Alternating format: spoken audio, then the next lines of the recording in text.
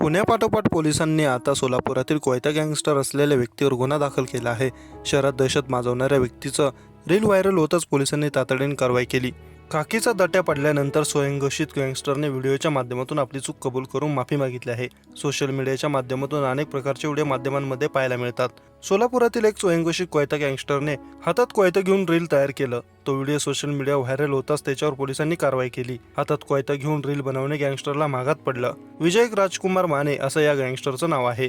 स्वतः कोयता हातात घेऊन रील केलं आणि सोशल माध्यमांवर व्हायरल केलं। सोलापूर पोलिसांच्या हाती हा व्हिडिओ लागल्यानंतर गुन्हे शाखेच्या पथकाने विजय माने याला ताब्यात घेतलं। त्यानंतर विजय माने यांना हात जोडून व्हिडिओमध्ये माफी मागितली। या प्रकरणी जोडबावी पोलीस ठाण्यात गुन्हा दाखल झाला आहे।